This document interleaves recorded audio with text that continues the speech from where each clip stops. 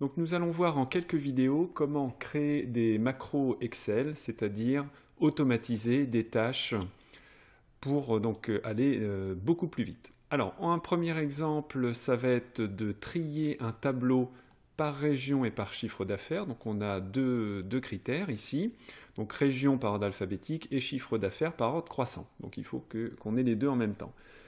Donc à la main, ça serait d'aller dans données. Alors on va déjà mélanger le tableau. Donc on va le mettre comme ça par exemple. Donc c'est de cliquer dans le tableau, d'aller dans données triées et de choisir région de A à Z et ajouter un niveau qui est chiffre d'affaires du plus petit au plus grand. Et OK. Donc on aura bien par région et quand la région est la même, c'est bien par ordre croissant du chiffre d'affaires.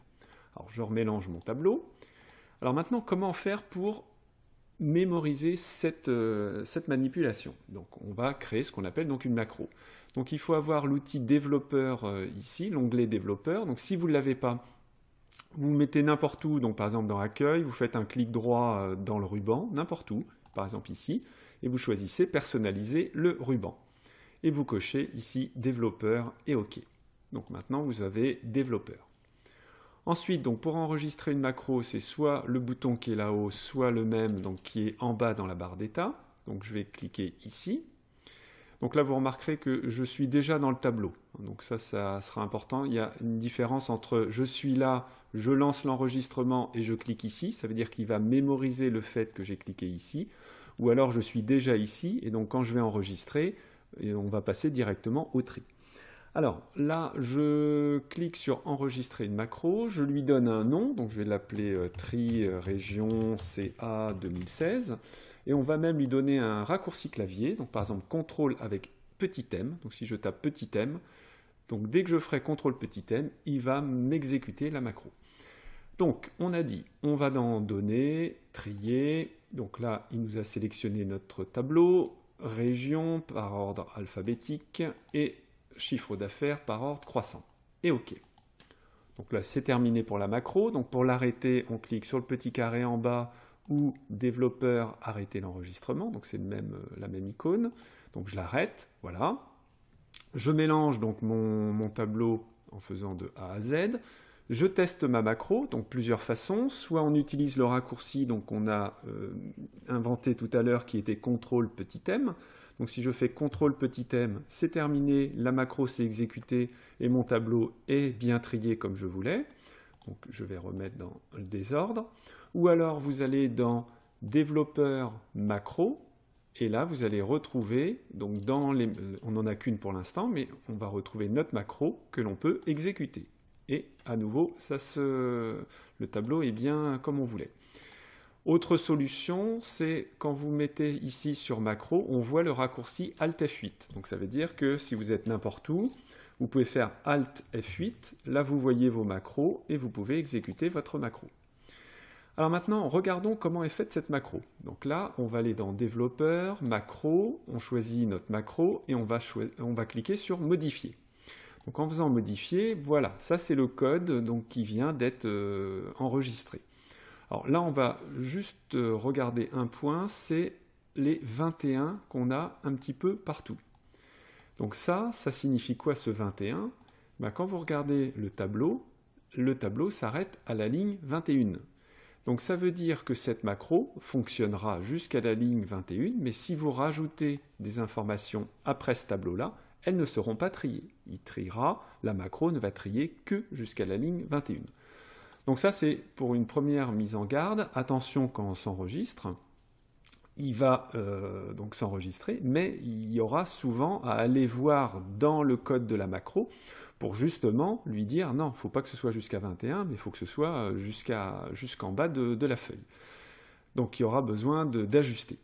Alors on va faire un deuxième exemple de macro toujours en s'enregistrant, c'est mettre un fond vert aux cellules dont la valeur est plus grande que 500. Donc à chaque fois qu'il y aura des cellules qui sont plus grandes que 500, je veux que le fond soit vert. Donc comment on fait ça à la main? Je sélectionne par exemple la colonne, je vais après donc dans accueil, mise en forme conditionnelle. Si la valeur est supérieure à 500, on demande à mettre un remplissage en vert. Donc ça, c'est une mise en forme conditionnelle. Et donc là, c'est bien en vert quand les valeurs sont plus grandes que 500. Bon, à part le titre, mais ça, on va dire, c'est un détail. Donc si maintenant je retourne ici dans gérer les règles, je vais pouvoir, donc cette règle-là, je vais pouvoir la supprimer. Voilà, puisque le but, c'est de l'enregistrer dans une macro. Alors, commençons par la technique qui va être, je débute mon enregistrement en cliquant ici. Donc je suis ici, je lance l'enregistrement qui sera, je sélectionne la colonne C et je fais la mise en forme. Alors, on va voir ce qui se passe. Donc je vais dans développeur, enregistrer une macro, je lui donne un petit nom, je l'appelle var500 et je fais OK. Donc première étape, je sélectionne la colonne C. Accueil, mise en forme conditionnelle, plus grand que, donc supérieur à 500, et je mets en vert. Et je fais OK. J'ai terminé ma macro, donc je clique sur le petit carré. Voilà. Alors je peux tester, je vais enlever, ah oui, alors pour enlever, je vais plutôt prendre, puisque c'est dans la macro, je vais prendre ma colonne, je vais faire le pinceau jaune et je vais cliquer sur C, comme ça il applique la même mise en forme que D. Donc si maintenant je me mets n'importe où, je vais dans développeur, macro, et je choisis la macro qui s'appelle var500.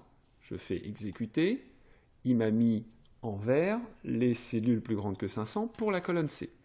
Si je sélectionne la colonne D et que je lance la macro var500 et que je fais exécuter, ça ne marche pas. Enfin, ça marche, mais il continue à me mettre la colonne C. Alors pour comprendre ça, on va demander à modifier la macro pour voir comment elle est faite. Donc là, je retrouve la macro de tout à l'heure avec le tri, et maintenant, j'ai la macro qui s'appelle var500. Donc, qu'est-ce qu'il me dit? Première ligne, c'est sélectionner la colonne C. Donc voilà, le problème, c'est que dès le départ, il sélectionne la colonne C. Ensuite, donc, on aura toute la partie mise en forme. Donc là, ce que l'on peut tenter, c'est d'enlever finalement la sélection de la colonne C. Ce n'était pas une bonne idée d'enregistrer le fait de sélectionner cette colonne-là. Alors au lieu de faire ça, de sélectionner et de faire supprime, ça c'est un peu risqué parce que si ça fait bugger notre programme, il faudrait réussir à le remettre. Ce que je vous conseille, c'est de mettre apostrophe devant la ligne. À ce moment-là, la ligne va devenir verte, ça veut dire que ce sera un commentaire. Et tout ça, ce sont des commentaires. Donc on met la ligne en commentaire. Voilà. On va tester maintenant. Donc je vais prendre la colonne D, macro, et je lance la macro qui s'appelle var500. Et cette fois-ci, vous voyez que ça fonctionne très bien. Donc si j'enlève tout, donc je vais prendre par exemple ici la cellule qui est là, je copie sa mise en forme et je l'applique aux autres.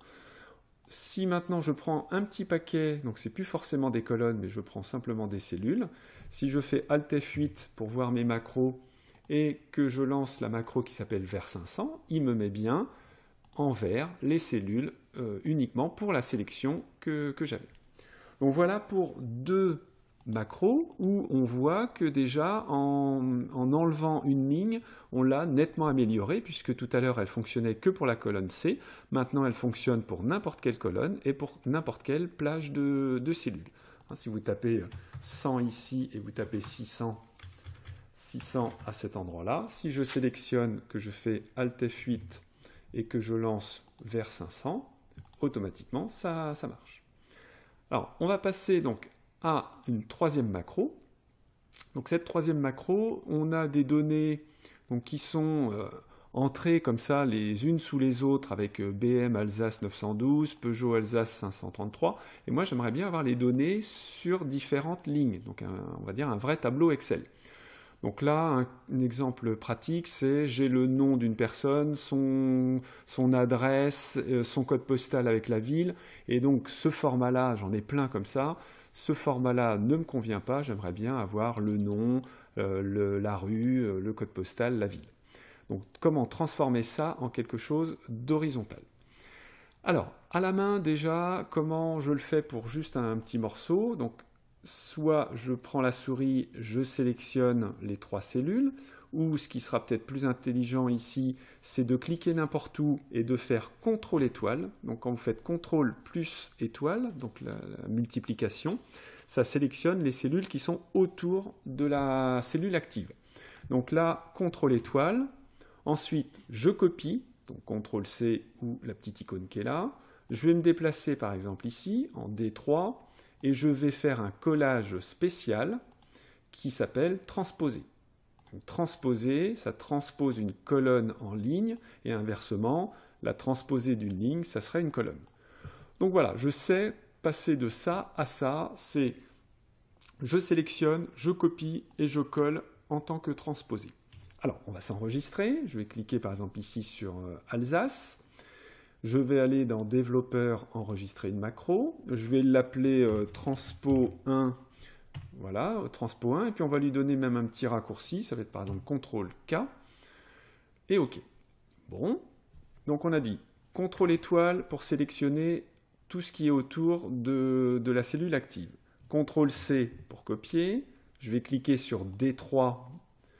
Donc là, hein, remarquez bien, je clique sur D3. Donc ça veut dire qu'il est en train d'enregistrer le fait que je clique sur D3. Et maintenant, je vais dans Coller, Spécial, Transposer. Et OK. Voilà, j'ai terminé. J'arrête mon enregistrement. Bon, je peux tester. Je vais cliquer n'importe où. Donc par exemple BMW. Je fais Alt F8 pour voir mes macros. Et je prends celle qui s'appelle Transpo 1. Si je fais exécuter, ça fonctionne. Je peux même aller plus vite, je clique dans les premières cases, je fais CTRL K puisqu'on lui a donné un raccourci, ça marche également. Donc là, ça paraît parfait, sauf que si maintenant je me mets ici sur Alsace avec Peugeot et que je fais CTRL K, il m'écrit bien Peugeot Alsace 533, mais il l'écrit ici, il l'écrit en D3. Si je fais CTRL K ici, il le fait, mais toujours en D3. Donc on voit bien, le problème, c'est que si on demande à afficher donc, le contenu de Transpo 1, il nous dit quoi? Il nous dit, quand vous lancez Transpo 1, je vous sélectionne la région courante. Donc ça, c'est le CTRL étoile. Je copie votre sélection. Ça, très bien. Je sélectionne D3, puisque c'est ce que j'avais fait, et ensuite, c'est un collage spécial avec la transposée. Donc le problème de notre macro, c'est le 3 qui est là. Il ne faut pas aller forcément en 3, il faut aller à côté, mais il ne faut pas écraser à chaque fois. Donc, ici, ce que je vous ai mis, c'est comment on peut récupérer, donc par rapport à une sélection, donc quand je suis ici, comment je peux récupérer la ligne ou la colonne où je suis. Donc récupérer le B ou récupérer ici le 7. Donc ça va être pour la ligne et ça va être pour la colonne. Donc là, on va lui dire, eh ben, il faut aller à la ligne où il y a la sélection. Donc quand je vais être ici, la ligne où il y a la sélection, ça va être celle-là, la ligne 7. Quand je suis ici, la ligne où il y a la sélection, en fait c'est la première ligne de la sélection, ça sera la 11. Donc si on retourne dans la macro, donc ici, le 3 ne convient pas, donc il va falloir que j'enlève le 3. Donc ça veut dire sélectionner la colonne D, et comment on écrit D et avec le sélection.row, on utilise le symbole E commercial, donc ça c'est pour concaténer, donc pour coller le D avec le numéro qui va être à côté. Mais le numéro, ça va être sélection.row. Alors vous remarquerez que je n'ai pas mis de majuscule. Quand vous allez cliquer donc, sur une autre ligne, automatiquement le R apparaît en majuscule, ça veut dire qu'il a bien compris. Donc là, j'aurai bien le D, et à côté, on colle la ligne où il y a la sélection. Alors concrètement, si maintenant je fais CTRL K, voilà, vous remarquerez qu'il ne l'a plus mis en 3, mais il l'a mis là où il y avait la sélection. Donc si je fais CTRL K, si je fais CTRL K, et si je fais CTRL K, on a bien réussi à améliorer notre macro. Donc il restera évidemment on va dire un détail, c'est comment je supprime les lignes qui sont ici. Donc ça sera simplement, je vous montre, mais on l'écrira plus proprement dans une autre vidéo. C'est ici, si vous faites un trier par exemple par ordre alphabétique, ça permettra de mettre côte à côte le texte, et puis tout ce qui était vide se retrouvera à la fin. Donc ça sera pas très compliqué à faire. Donc voilà pour ces premiers exemples de macros où on a simplement modifié quelques petites choses pour les améliorer. À bientôt!